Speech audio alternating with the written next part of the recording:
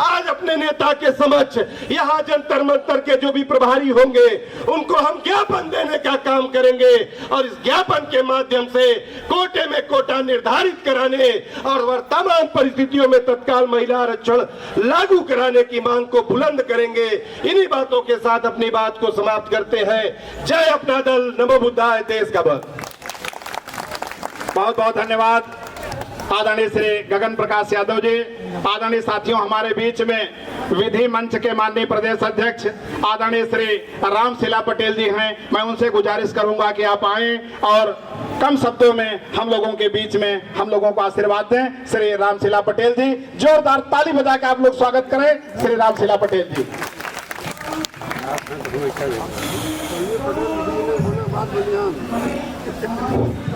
धन्यवाद। संचालन कर रहे परम आदरणीय प्रदेश सचिव बड़े भाई उमेश पटेल जी, आज हम लोग इस जंतर मंतर के ऐतिहासिक मैदान में महिला आरक्षण बिल लागू करो के समर्थन में उपस्थित हुए हैं। सर्वप्रथम कमेरा समाज के महानायक यशाकाई बोधिसत्व डॉक्टर सोनेलाल पटेल जी की चरणों में श्रद्धा का सुमन अर्पित करता हूं और आज इस महिला आरक्षण का उत्तर प्रदेश की धरती से आगाज लेकर आने वाली उत्तर प्रदेश की 403 विधायकों में से एकमात्र ऐसी विधायक, हम सबकी लोकप्रिय विधायक, जिन्होंने सदन से सड़क तक लेकर जन जन के मुद्दों को लेकर लड़ने का काम किया है। हम ऐसी अपनी माननीय विधायिका का इस जंतर मंतर की धरती पर हार्दिक स्वागत, वंदन, अभिनंदन करता हूं।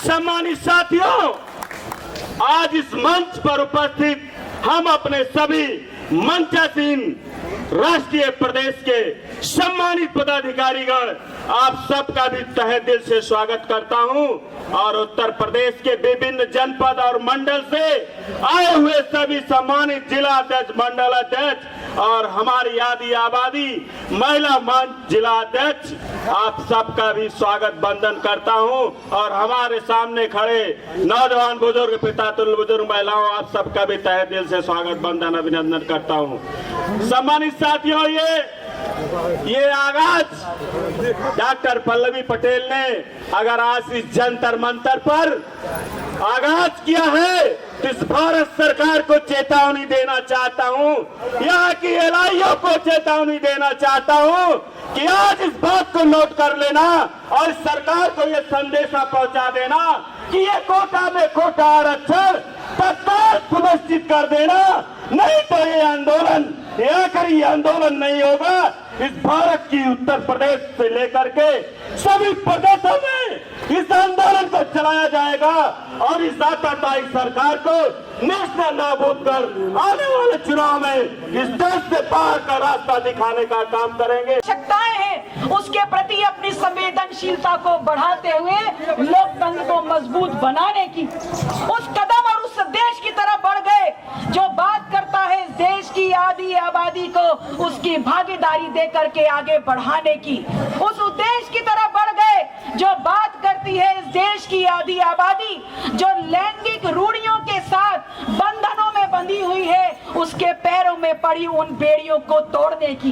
निश्चित तौर पर एक कदम हम आगे बढ़े, लेकिन उस कदम के साथ, उस आगे बढ़ते हुए कदम के साथ हम रुक क्यों गए और क्यों आज मजबूरन अपना दल और इन तमाम महिलाओं को, समर्थकों को अपने घरों से निकल करके आज इस तपती धूप में लखनऊ, दिल्ली की धरती पर आना पड़ा, ये सवाल पैदा करता है।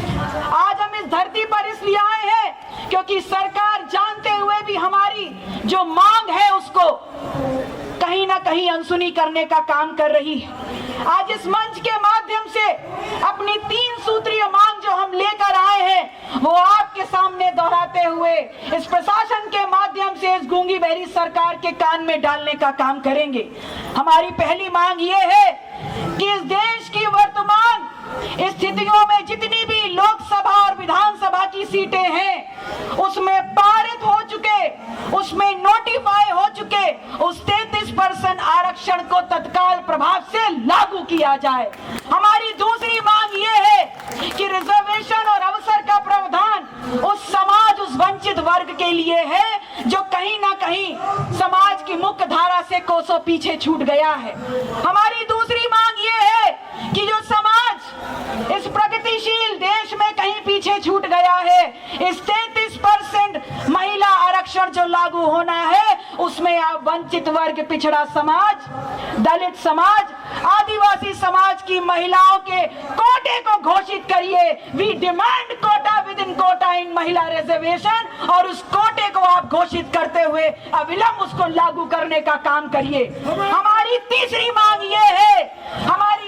मांग ये है कि परिसीमन के नाम पर, जनगणना के नाम पर इस महिला आरक्षण बिल को आप विलंबित करने का काम ना करिए। ये महिला आरक्षण इस देश की महिलाओं को बहुत आगे तक ले जाने का काम करेगा, और इसलिए इस महिला आरक्षण बिल को तमाम सवालों, तमाम शर्तों से हटाते हुए, परे करते हुए, बरी करते हुए तत्काल प्रभाव से इसको लागू करने की प्रक्रिया को जारी किया जाए। क्या इतना संभव है?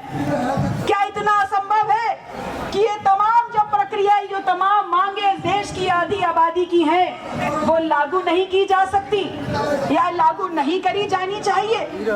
ये तमाम मांगे लागू की भी जा सकती हैं और लागू करी जानी भी चाहिए। लेकिन फिर क्या कारण है कि भारतीय जनता पार्टी